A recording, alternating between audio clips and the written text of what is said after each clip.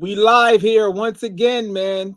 For those who listen to it live or in the future, I appreciate your support. We got Ryan Keeton from Deep South Sentinels. You see it up there. I got a lot of questions for him. I'll be wanting to ask some questions on Instagram, but I don't want to sound like a Stan asking all these questions about the dog. I just love dogs so much. It's not a problem, man. I like talking dogs too. All my friends think I'm crazy, so I use Instagram and Facebook to try to talk to like-minded people when it comes to the dog. And I appreciate you saying yes to the interview. So let's get right into it, man. So how did you come up with the concept Deep South Sentinels, and what else do you do besides deal with dogs? Well, I'm a high school football coach and athletic director. This is my 21st year doing that. So I've been a head coach for this is year 6, I think. So that's a pretty busy job, but I'm lucky enough to have an understanding wife and a supportive family. So I get to do that and then come home, and I've got 3 kids under the age of 8, and then got 12 dogs, so it's a busy time around here. So let me ask you this. So what inspired you to get into dogs? Have you been getting it? Was you into dogs when you first started in your football career, or how? Man, yeah, I've always had dogs for the most part.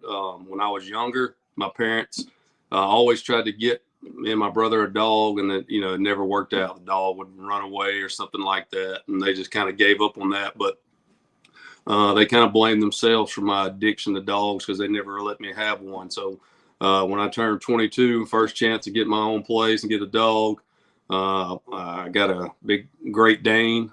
I was kind of the bigger the better, back then. I think a lot of people get caught up in that, and I had him for a while, and then I got into some pit bulls and had them for a while, and then I started looking into more working dogs and things like that. I've always been an avid hunter and outdoorsman, so I just kind of was looking for some type of dog that could do some of those things and that served a purpose other than just lay around on the couch. Oh, so break that down hunting, because I'm gonna be honest with you. I'm from the city. I'm actually from Delaware. I've never hunted ever in my life.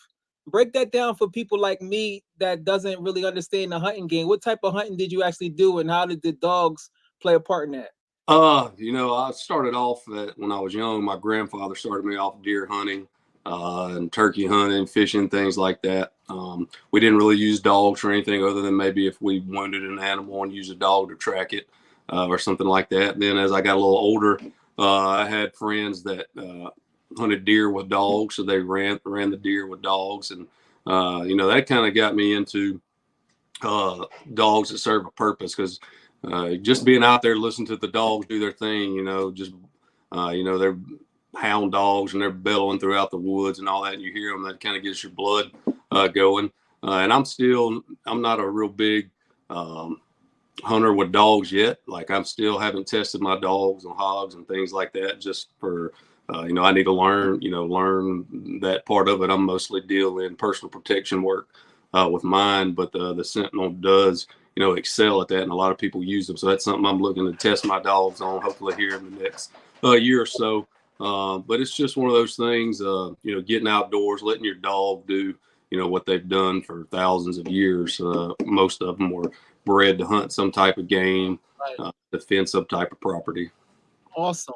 So how did you connect with Lee Robinson? Because I think I just magically, because before I got my dog, for those who don't know, Jack was the Sentinel. I was gonna get a Dogo Argentino, but in back on mine, I was like a Dogo Argentino with some color. So I forgot exactly how. How did you get in contact with make that connection with Lee Robinson? So I, first I think found Lee maybe through just like Googling Bandogs, you know what I mean? And I had some pit bulls at the time, and I was looking into getting something, as more of a protection type dog, and happened to Google Bandogs. And at the time, we actually were, I think we lived pretty close to each other then. So I didn't contact him at the time. I kind of kept up with his program. And then, coaching, sometimes I move around a good bit. So I moved off. you know, probably 7 or 8 years after I actually, you know, started following him, constantly following him, telling my wife, you know, we're going to get one, you know, we're going to get one of these American Sentinel band dogs, you know, showing her videos of Preacher Man and some of the older dogs like that back at the beginning. And she's always, you know, she likes dogs. She was cool with it. And then about three or 4 years ago, I ended up getting a massive hybrid from another breeder.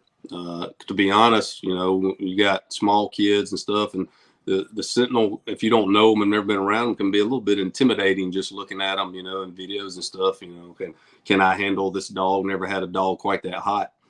So I got the massive hybrid. He was a great dog. And then when we moved back to this area, you know, relatively close to Lee, I reached out to him about helping me train the dog. So we started doing that. And the dog, it was a good dog, good house dog. And I, you know, it was a good starter protection dog. I'll say that, you know, it was one of those, he would fire up when need be, but in the back of your mind, you're always like, you know, if somebody breaks in the house and he's here, you know, 50-50 might be the best odds you get of him actually engaging. And so I was at Lee's seeing his dogs and always looked at his dogs. And he's like, you know, I'm like, hey, you know, I want to get one at some point. He's like, hey, here's this, here's this little litter right here. I've got these 2 girls. So I took one home and we started training her from there. And so that's been, you know, about 2 years ago, really. So it all, man, this thing's happened pretty quick from just being into training the dogs and a protection dog for my family into kind of, I won't say partnering with Lee because he does his thing, I do mine, but he's been very helpful with me and very supportive in the fact that, you know, the man's got so many dogs. There's only so many dogs you can keep. So in order to expand the Sentinel and get as many quality dogs out there, you know, he kind of helped me get going and started. And we, you know, bounce stuff off of each other and use studs, you know, that kind of thing. And he knows that anything I've got is his, you know, and he's, you know, very supportive of that. I've done my homework now. At the beginning, you said you had 12 dogs, and I wrote down yesterday your dog's name. So let me see how far I got. I think I counted 12 yesterday. So you got Cowboy and Machete, Fury. You got Cowboy himself, Justice and Halo. You got Mystique, Reptar and Halo. You got Phoenix, Reptar and Betty Crocker. You got Widow, Reptar's sister. Right. You got Danger, Lucky 7, and Widow. That's right. You got Maggie, Trinity's sister, Lucky 7 and Patches. You got Luna, Justice and Halo. You got Drax, which is, I like, he's small. That's Reptar Halo. He like 7 months old. Right. You got Pittman's Pretzel. That's a female presser. You got Pokey Jr. And then I think you got 4 socks. Right. Yeah, I've got 4 socks. Did I miss any? I have Danger's sister Gypsy. Okay. I haven't okay. seen So her. we just started working with her actually like last week. She's a really cool dog, super athletic, great nerves. Hadn't really showed a lot of human, you know, aggression yet, which can be good. So there's a good chance we're going to, you know, test her a little bit more because she's still just young, only been out once, and just see how she does. And then we may, if she still shows that, you know, maybe she's a little too people friendly, we'll probably turn her into a hog dog because she's man, she's not built quite like Danger. She's a little leggier, a little lighter. She's got a big muzzle, and she has a lot of animal aggression. So I think she would make a great hog dog. Okay. But we actually, you know, Machete was an interesting dog. She's a great dog, one of Lee's favorite females. But while she was on his yard, she would never come in heat. And that was actually my first breeding. I had gotten Cowboy. I got him when he was a year old. From a guy who, for whatever reason, I don't know if the dog became a little too much to handle or what, but I got him from a guy just to give me another Sentinel, and I knew it was Luna's brother from a different litter. They're full siblings, but different litters. You know, that Justice Halo breeding has been done like 4 times because it just produces. I mean, Lee's got 3 of those dogs. I've got 2. Our other friend Keeton Temple has one of those dogs. So, I mean, there's a lot of those dogs around in the program. But so anyway, Lee said, I got Machete, and I told him and said, I might be interested in doing a breeding every now and again. I wasn't trying to go crazy at that time. And that kind of stuff kind of snowballs on you, But so he gave me Machete. He's like, just see, maybe getting her away from all these other dogs, she'll come in heat. And had her like 2 weeks, and she came in heat. So the only time we'd ever known that she was in heat, and she had already proven herself. And Cowboy Lee had been working on him, and he'd proven to be a really serious dog. So we bred them, and that's when we got Fury. Well, then after that, after I had you got a couple more female dogs, boom, she never came back in heat. So we've kind of placed her with somebody just to see of getting her away from some of these female dogs. Will let her come in heat again. So I don't have her on my place anymore. And then Forsyth, we're probably about to do something similar. She comes in heat and will breed, but she just won't get pregnant for some reason. We're not sure. So man, because she is, to me, the epitome of what you want a Sentinel to look like, whether that's male or female. I mean, she's 100 pounds, fit, great temperament, nerve, just solid nerves. I mean, she's probably my wife and kids' favorite dog to have in the house. But when you got that many dogs, you have to sometimes make choices. But yeah, she's a good dog. So we'll be moving her out probably too. And then we just picked up Maggie. Did a quick eval of her last week, and she did pretty well. She's really good in the house. She's really calm. I kind of mentioned that earlier. People, I think sometimes they're intimidated a little bit by videos and things they've seen in the Sentinel. But like anytime you've ever actually got one and seen how gentle they can be with the family and how good a house dog's, not like anything. Like Danger, he's not a very good house dog. he's bouncing off the wall, licking kids in the face, knocking the baby over, that kind of thing. But he still comes in and gets his time. But Maggie's pretty chill, and she's a good house dog. So we'll be hopefully, if she continues to pass her test, that'll probably be Danger's first breeding. We'll bring her back to him, and that'll be doubled up on Lucky 7 on the top, and then on the bottom side, we'll have a lot of that record blood, which is the largest Sentinel that Lee had. And so with the Lucky 7 bringing that large pit bull blood and that record blood, we're hoping both of those dogs are about, Maggie and Danger, about 80 pounds. So hoping to throw dogs a little bit larger than that are still over 75% pit bull. So tons of drive. So that should be an interesting breeding. Now, let me ask you this: how do you manage your dogs? Because I just got one, and he's pretty a handful. How do you manage it? Do you let like Danger play with Drax, or do you actually let them play with each other? How does that work? Some can. Now Danger can. Danger, and I'm sure a lot of it has to do that he's 75%, game bred, pit bull. He's got some pretty hardcore dog aggression. Like even towards females, like he's just hardcore. He wants to fight everything. Man, beast. So he want to fight him. He don't want to just play with him. No. He wants to fight. Like he doesn't. From the time he was a puppy, he would try to fight Cowboy. You know what I mean, or fight whoever. He didn't care, man. He just he's pretty intense. Like we kind of keep him off in a kennel by himself. He's starting to get a little bit. He got into a pretty good tussle, and that actually chilled him out a little bit. So I'm hoping maybe we can tamper some of that. But honestly, in my opinion, in a protection dog, a little dog aggression is okay, because you're out on a walk, you're more likely to be attacked by a dog than another person. So some of that is good, and that it can make them, I think, sometimes a little easier to train when they got that drive. You can play off of that aggression towards animals and twist that and turn it into towards at first a sleeve and then a person and that type of thing. But some of them can play together. Luna's good with males, and she's okay with females until it gets out of hand. And that's the thing you have to watch, especially with same sex, is they can be playing fine, but one little nip or one little thing, and then it turns into a full-blown dog fight. So I typically don't let those of the same sex out together.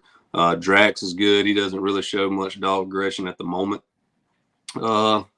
Same Phoenix, Mystique, they're good. Widow. Most of my females just like to fence fight. If I don't have them staggered male and female, or have a privacy barrier up, they'll fence fight. Widow's pretty, back in her day, you know, she's getting a little bit older now. Back in her day, she was a pretty serious dog, and she can have a little dog aggression. Forsox had a lot of dog aggression towards females, none towards males. So really, we try to get them out. Like I try to find two that get along good, and we'll take them somewhere. Like we have a baseball field park that's kind of doesn't get used, so it's all fenced in. So I'll take a truckload of them out there in their crates and turn two loose at a time to get along and play with them and kind of rotate them through. And that's how we get some exercise and get them a little socialization with other dogs. But for the most part, we keep them relatively separated.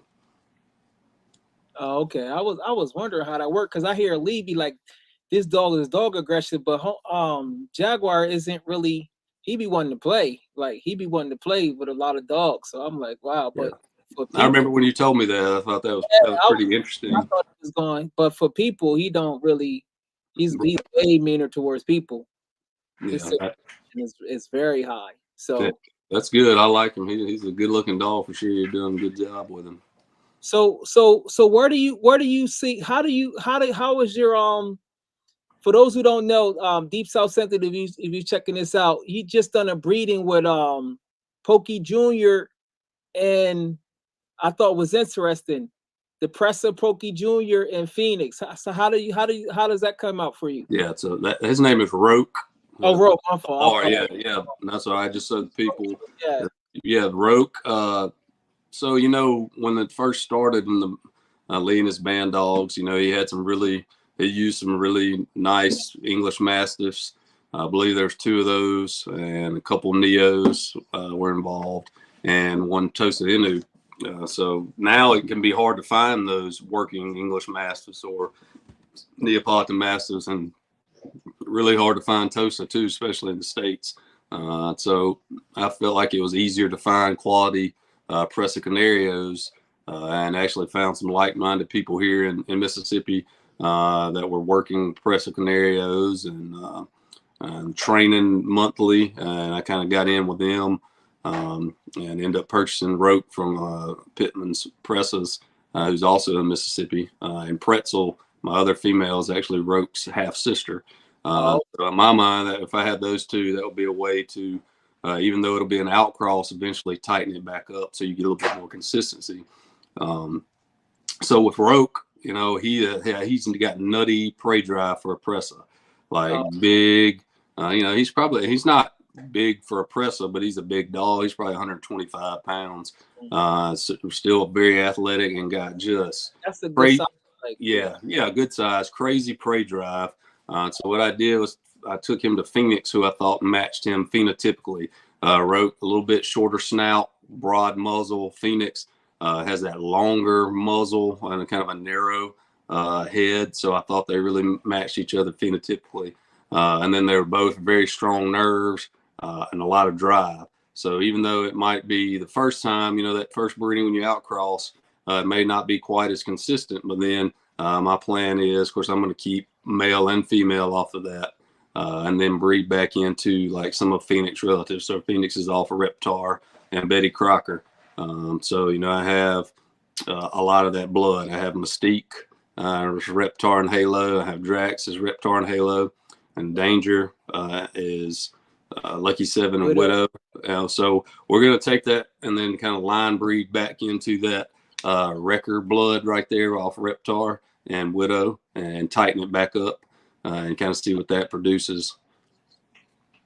That's amazing. So let me ask you this always, how you deal with dog addiction? For those who don't know, dog addiction is real. How do you deal with it, Ryan? Man, it's difficult. I'm just going to be real honest. I'm fortunate enough to, you know, most people, they say, you know, hey, I got to talk to my wife or this or that. Well, my wife gave up on that a long time ago. Oh, okay. She's just like, I just come home with a dog and she's like, well, how much did you pay for this one? Or what, you know what I mean? Something like that. So she doesn't really care because she doesn't feed them. She doesn't take care of them. Like, it's pretty much me. I take care of them, feed them. I'll let the girls, I have an 8-year-old and a 7-year-old that help a little bit. You know, they want to go out there and feed them and spray out the kennels and that kind of thing. So we're trying to train them up to be hopefully dog women one day. And, Lee's got a son that's going to hopefully take on what he's doing, and hopefully my girls, and maybe one of them will be interested to continue what I'm doing. But man, yeah, the dog addiction is for sure real. And I think it's even worse once you start doing selective breeding, because you have these nice dogs and you breed them for the purpose of improving upon the 2 dogs that you bred.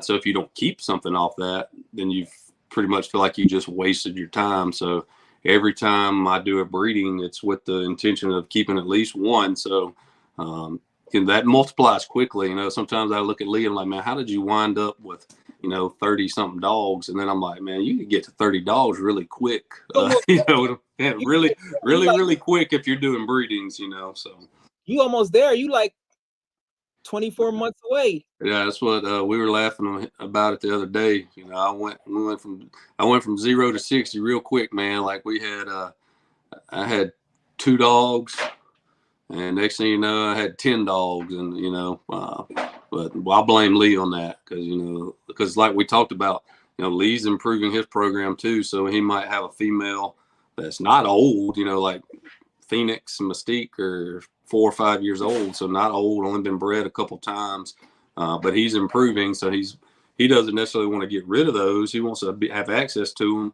them. He knows I'm trying to expand my program, so he just slides them over to me, so that way he can still see what they're producing, and if they produce something he likes or he wants to use, he knows that we have that worked out, and so he's able to keep some younger prospects, and then I'm able to really it help me jump, multiple steps. So instead of having to buy puppies, test them, see what happens, I was able to jump in with, Machete, Widow, Phoenix, Mystique, right there, proven females that were ready to breed. So that kept me from having to wait years, so that's kind of how I got started quickly was, thanks to Lee passing on those, really quality females.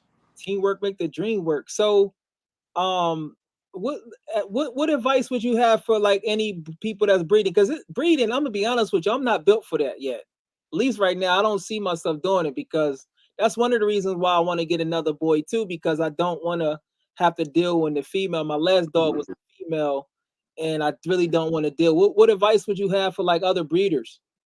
Man, I think that may want to beat, that may want to breed, because it's not no easy thing. It's not no. Be very choosy when you start.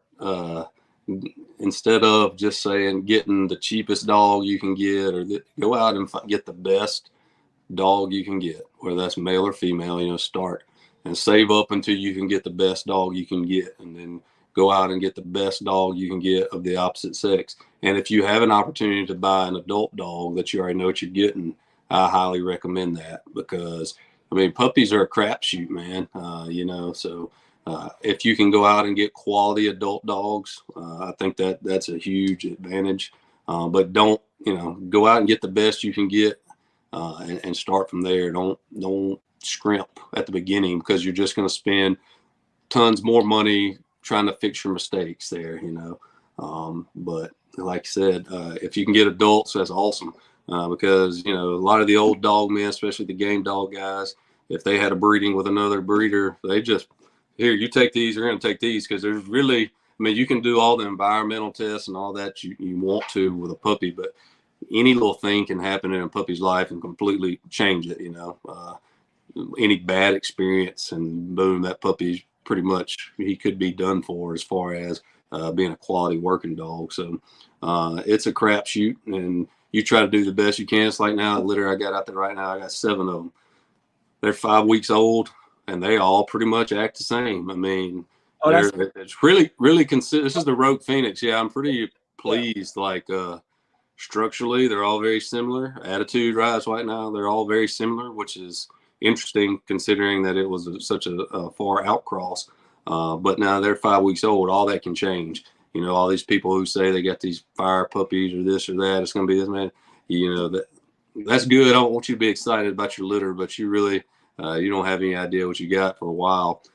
So in the best world, you as a breeder, you would be able to keep puppies to 6 to 7 months old, to decide what you want to keep for your program. But it's harder to place those older puppies, so sometimes that doesn't work out. But you know, in an ideal world, you might have some pet homes lined up for people close to you, so you can say, I take the 2 females out of this litter and I keep both of them till they're 6 months old, so I really see what I got, and then I decide which one I want to use in my breeding program and place the other. But you got to be willing to take a little bit of a hit in the pocketbook to do that, you know.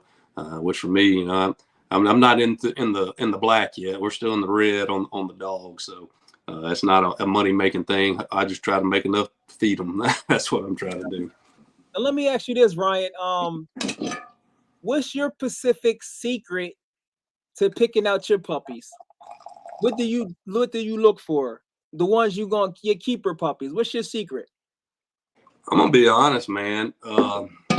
So far, it's been relatively easy because they've stood out. They've really just stood out in the litter. Like, I look for stuff for the puppy that nothing seems to bother. You know, like I know Lee really likes just a hardcore balls to the wall drive. You know, drivey puppy. You know, and hey, you can improve on some of the environmentals and other things like that. And I'm looking for kind of that combo.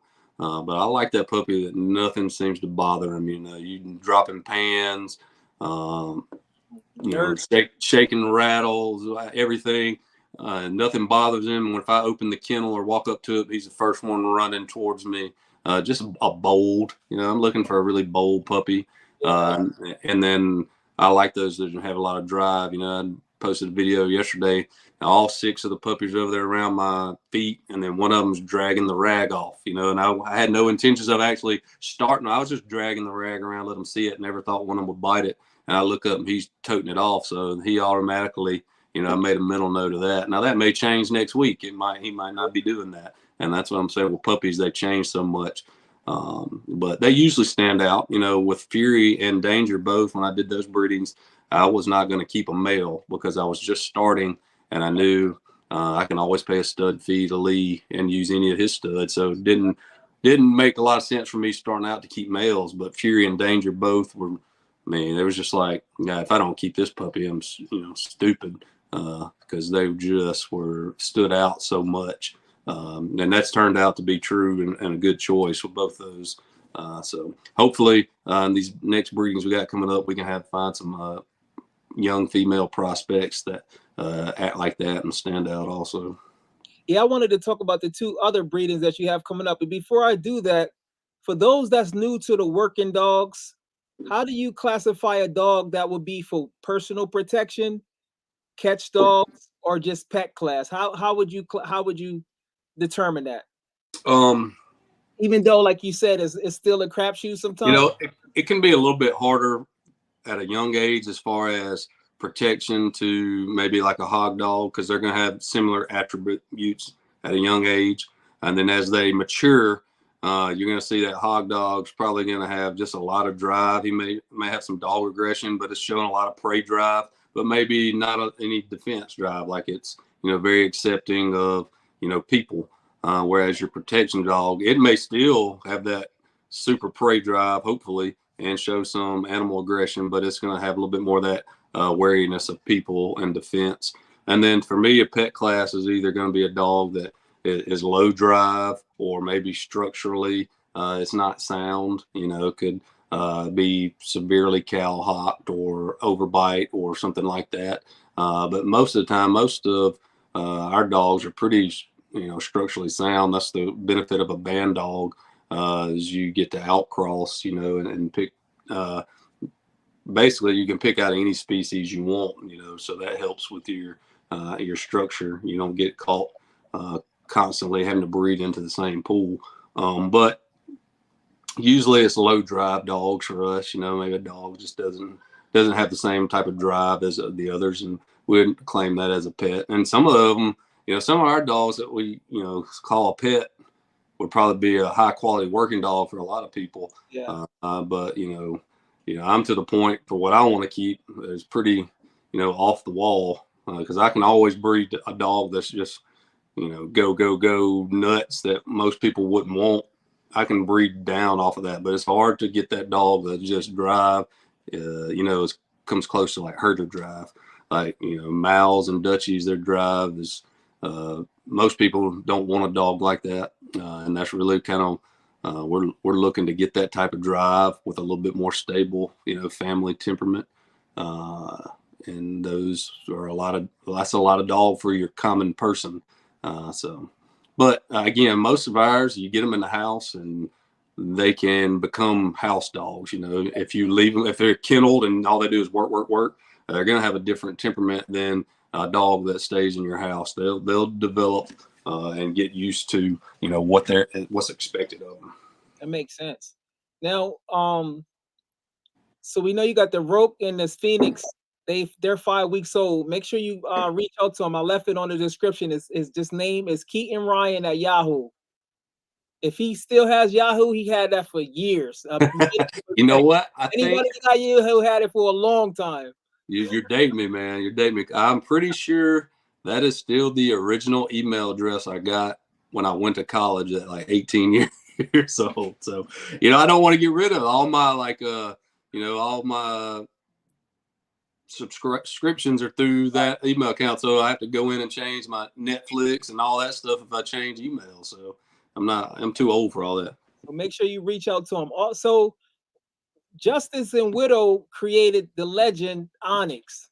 So what do you, for that breeding right there, you got, what was the purpose of that breeding? And Man. Also Cowboy, who's an anomaly. For those who don't know, Justice and Halo create legends, but Cowboy stood out. His color is totally different. He got more of the red color. He looked totally different than Scratch, Bumper, Argo, all the ones I've seen. So what was the purpose of that one in Mystique? All right, so Justice Widow, I mean, honestly, I want to try to get me an Onyx, and that's why I did it. Those are two aging Sentinels, unbelievably, Justice is still, fertile and producing, and honestly, Widow too. She had 8 puppies when we bred her to Lucky 7. I bred her to a Cowboy. And I think it was a dog food issue because I had read some things, but she only had 1 puppy and then she ended up laying on it. So that hurt my feelings because I was really excited about that one because I know Lee had a really nice litter off Scratch to Widow. So that was Cowboy's brother. And he's got a young female off that. It's super nice. So we switched up dog foods and came back with 8 puppies for Phoenix. So I think, there was something there in that. Excited about that. But I was trying to get an Onyx, man. I love her. I'm so glad Lee got her back. And Lee will tell you, he likes the dogs that look like 85 or 90 pound pit bulls, and Onyx is a little bit more mastiffy. But when you get that, Justice is the lowest amount of pit bull of any of Lee's studs. What's the minimum pit bulls of the dogs? At least 50 and some be like 80? Yeah, I don't know if he has any that are quite 80. Or 70-ish or whatever. I know we've got plenty that are 75, like Danger. Yeah. Danger 75. Lee's dog Vicious, which is off of Lucky 7 and Onyx. I'm waiting for Lee to man, he's nice. He's a little leggier than Danger, like a little taller. Oh, yeah? Okay. But he's very nice. And then he had Trigger, which is also Lucky 7 Onyx, but I believe he just sold her to the Hog Hunter because she was a little bit leggier and more streamlined, didn't have some of those just drive out of this world, pain tolerance unbelievable. But you like to see dogs like that go to people that are going to work it. She may not have fit in phenotypically, but everything about her, the way she acted and everything was perfect. So Onyx is a little bit more mastiffy because Justice is, I could be a little off, but I think he's about 37.5% pit bull. Put him on the lowest end because now he's off of that original Preacher Man to Blue Gene, so Justice, Valkyrie, all Preacher Girl, all those dogs are off that foundational breeding there. And then Widow is a 50-50 dog, so she's 50% pit bull and then 50% the 3 masters, English, Neo, and Tosa. and she's off a wrecker. So this goes back to some of the older, American Sentinel blood. So you're probably looking at some larger dogs. But in the past, they have thrown up kind of a variety of phenotypes. So you might see some that are leggier and taller, and then some that are built more like Widow, who's a tank. She's the only Sentinel built like that. Of course, she's a little older now, but she's like a little refrigerator, you know what I mean? Like 100 pounds. She gives you a lot of variety of studs you can use her to because of the way she's built. And I think she's a great producer and a great dog. So I was trying to get an Onyx, and if I end up getting a male and a female that act like Onyx, I'll probably figure out a way to keep them both somehow. You know what I mean? Or at least place the male somewhere close, that so we can use it. And that's what we were looking to do. Because Onyx is a very intense dog, and so that's kind of why, like, a lot of my dogs they'll turn up when they need to, but I was kind of wanting to crank it up the defensive drive a little bit. Most of mine, you could probably, if I called you over, they may kind of look at you crazy, but they would probably let you pet them, and they're very stable. Outside of probably Luna, she's a family only dog. She's got that justice temperament. She's hot as a firecracker. She's not letting anybody outside the immediate family pet her, man, woman, child, nobody. So I mean, she stays she's my truck dog because she's a little bit smaller. I take her places. I don't even lock my truck. I just leave her in there. So we were hoping to get that from that breeding. And then, like I said, so I have, some Justice blood and some Reptar blood. So that's going to be a combination of that with Justice and Widow. So pretty much I can breed those offspring to just about any dog in my yard, and it still be a fairly good, tight line breeding. So you should get some consistent results. And so we're excited about that. And she's due in about a week. And I was a little bit nervous because she's so broad. Widow's doing about a week? Yeah, Widow's doing about a week. I think she's 28th is what her estimated due date. Okay. And it was only a few days ago where I was kind of, okay, I'm finally certain I think she's pregnant because she's so wide, it's hard to tell. A lot of them are more narrow. You can see it a lot quicker. But her, man, it's about the week before you know that she's pregnant. But she's looking pretty pregnant now, so we're excited. Hopefully, she has a large litter. And I say that not because I want to have to sell a bunch of puppies, because right now selling puppies is not the easiest thing. But I like to have a large group to choose from. If you only got 3 or 4 pups, it makes it harder. If you got 6 to 8, 10 pups, you can really see which ones stand out. Yeah. So what about Mystique and because Mystique is the mother of Patches and Four Socks. That's correct. Yeah. Cracker and Mystique made those two. So yeah. I haven't seen any other well, those two, and then actually Saquon Barkley has their brother. Okay. Saquon for the Giants. I think he's played for the Giants. Yeah, for the Giants. Yeah. He got a male off that litter. And then Mystique has been bred to Justice also. And there's a guy named Devin Gamble. He's on Facebook. And he has a Justice Mystique female that's really, really nice. And I can't remember what her name. I think her name may be Xena or something like that. Oh, I think he's gonna breed. I seen it. She's breeder in this year. Okay, yeah. I didn't know that. Hot. Yeah, she's not. He does a great job with her.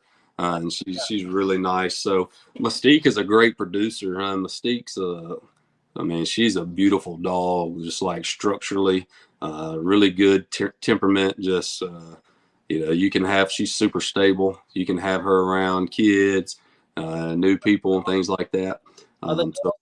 She do what? You get along with other dogs pretty good? Yeah, she gets along with other dogs unless they if a female dog shows some aggression, she's not gonna back down, but she doesn't start stuff. Yeah, she's very stable temperament. So you can see she is the mother of, like I said, Patches and Four Socks, which are 2 of the larger female Sentinels. So she throws larger than herself because she's 75 pounds probably. Okay, she got. But most of her offspring are larger than that. So we bred her to Cowboy to kind of, Halo is a great producer. She's produced great with Reptar. She's produced great with Justice. So Cowboy is Justice Halo, and Mystique is Reptar Halo. So we get two of the top studs, on the top of the pedigree, or one on top and one on bottom, and then you get Halo on top and bottom to double up on that great producer. So hopefully those should be some excellent dogs. Cowboy will bring a little bit more defensiveness. He's a pretty serious dog, but he also produced dogs larger than himself when we bred him to Machete. Machete's only about 70 pounds, and Cowboy, I believe, was 80. I thought he was about 90. Okay. No, he's about 80 pounds. He's got a big old head that can be a little bit deceiving, but he's actually probably a little smaller than Scratch, maybe about the same size, but he's definitely a little smaller than Bumper. But when he produced Fury, he's going to be a 100-pound dog. I mean, he's over 90 now. And then one of Fury's littermate brothers is probably over 100 pounds now. And then Mystique's produced dogs over 100 pounds. So we feel like we'll probably get dogs that are a little bit larger than Mystique and Cowboy, but still got that excellent structure and a ton of drive. So, but again, then you can take those offspring back pretty much to any of the offspring I've got and be pretty consistent. For those who's wondering, you see on the screen, Deep South Sentinels on the screen. To my left, that's Mystique, and to the right, that's Cowboy. So that's her right there. She definitely got that look. Like she's a looker, man. And like you mentioned Cowboy's coat. And I really like that dirty red fawn. Man, that's a pretty cool. Eric, Ryan, you got it, man. That's not that we do stuff for color. It doesn't hurt though. That's lovely right there. I don't even know how it happened. I don't know. I guess it's the genes came out like that, because I'd never seen none of these dogs with that color. Yeah, and I had, of course, when I bred Lucky 7 to Widow, we had two reds coming out of that. But now Lucky 7 is a red pit bull, so that's a little bit. So you're getting some of that. Justice being a fawn, and all it is just a shade of fawn. So that's what you're looking at there. Yeah, I've never chosen a working dog for color, but it never hurts when they're really, really good looking too. So. Yeah. So how did you recently just get Maggie? Yeah, I got Maggie maybe 3 weeks ago. She take more after Patches, and her sister take more after Lucky 7. Me. Yeah. I would say so. Yeah, they're different looking. And the pictures and things probably don't do Maggie any justice. When I showed Lee some pictures, he's like, she's okay. And then when I took her to his place, he's like, oh wow, I see what you're talking about. She's a very well built dog, got a big old head, really nice stifles. I said I would say she's 78 pounds roughly, and just in nice condition. But she was a guy had two female Sentinels young, and they grew up together fine, and they matured and didn't get along anymore. So he had to get rid of one of them. So I took that. I really like that blood, that Patches, because again, 4 socks, never gotten pregnant, and Patches has only successfully gotten pregnant once. So that was something I had the opportunity to get that blood. I figured I'd take that chance, and if she worked out where she wasn't a working dog, then so be it, no big deal. But I think she's going to be fine. I think she turned up pretty good, at least the other day, with no training whatsoever. So I think she's going to be good. So I got a few more questions before we end it out. What else would you like for anybody that's new to the Deep South Sentinels, American Sentinel? What else would you like them to know about your dogs? And I'm sure it's people to ask you questions about the tails, the ears, anything you wanted to let the people know about them. Because yeah, man, we're trying to produce the best quality dog we can. And like I tell people, you tell me what you want, and I'm going to try to help you select the best puppy I can. And I know people, they see pictures of videos of puppy and they like this one or that one. And like we talked about, the way they look, and that's good. And if you want a fawn dog, at some point I'm going to have a really nice fawn dog if you're willing to wait. But the most important thing to me is, what do you want the dog for? Do you want it for personal protection? You want a hog dog? You want a dog to sit around the house with you, because I mean we have some of all of those, and they are very stable dogs. Now there are dogs that are super hot that I'll tell people does not need to go to a first time dog owner, and not even necessarily a first time dog owner. I'm over here looking at Maggie. She's trying to figure out what she's got going on over here, but some of them are hot. Like some of them, if I would be cautious of until they were well trained. So they're those. But just like any working dog, there's going to be dogs for anybody, I think, on our spectrum. So don't be intimidated by it. If you're looking for a naturally protective dog, that's going to protect your family, but maybe that's not, crazy drive like a Mal or Dutchie or something like that. We can take care of that. But they're great dogs. If you're familiar with pit bulls, not bullies, but the real American Pit Bull Terrier, most of our dogs are very similar in temperament with that, with a little bit more protective quality. So they're great dogs. I mean, again, I went from having one Sentinel to over 10 in a year's time. I didn't do that because they weren't good dogs, so that all happened relatively quickly. Now, as far as the tails and things, we do get asked a lot of questions about the docking of the tail. And really, for me, it's, I do it because that's the standard for the American Sentinel. But it is actually, honestly, for a house dog, it's very convenient because my big Mastiff or my Presses, they're knocking everything over with their tails. They're hitting the kids in the face, that kind of thing. So it's easy in the house. Also, when it's out hunting, so something less to get injured. And then dogs like these that are in a really good mood all the time, you get that happy tail, you've seen the tail bust open and bleed, sling blood everywhere because the dog's always beating on everything, so it prevents that. So that's really the reason for that. It does not have any effect on them. People always say it affects their balance and things like that, and that's not true. Look at the bobcat or the lynx. They have a bobtail. I don't think you could look at them move and say that they're that lack of tail affected them in any way. As far as the ear cropping, same type thing. If they're out working, it's something else to get injured. It's also been proven to help keep it from getting ear infections and things like that. And honestly, I'm not gonna, I won't lie. To me, it's more aesthetically pleasing to have an ear crop. I just like the way it looks. It makes it easier to clean the ear. I just like it. My girls don't like it. They like Maggie because they like the floppy ears. But I prefer the crop.